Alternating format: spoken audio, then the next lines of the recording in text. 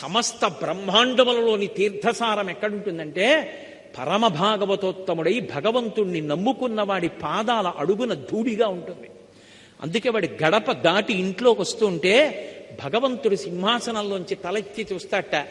ఎన్నాళ్ళకి రావాణ్ణి తీసుకొచ్చావు ఇంటికి, వాడు గుక్కెడు నీళ్లు తాగాడు రా మన ఇంట్లో, ధన్యుడి అంటాట. అందుకే ఊరక రారు మహాత్ములు వా రథముల ఇండ్ల కడకు వచ్చుటలెల్లం కారణము మంగళములకు, మీరొచ్చుట శుభము మాకు నిజము మహాత్మ అంటాడు గర్గుడు.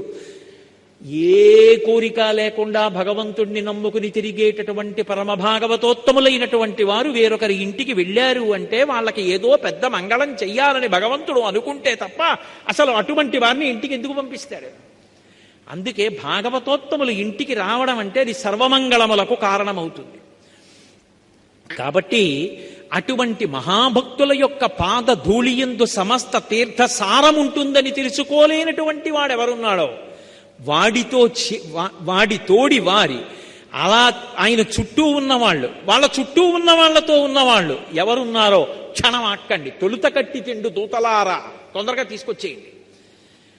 కమలనయను మీది భక్తియోగమెల్ల ముక్తియోగమనతంచు మొదలరింగు అటువంటి వారి జోలికి వారి వారి వారి వారి వారి కూడిన వారి త్రోవపోవలదు దూతలారా. ఎప్పుడూ భగవన్నామని చెప్తుంటారే, భగవంతుడున్నాడని నమ్ముకు తిరుగుతుంటారే, భగవంతుని యందు భక్తి కలిగిన వారు ఉంటారే, వాడి జోలికి వెళ్ళకండి. వాడితో ఉన్న వాళ్ళ జోలికి కూడా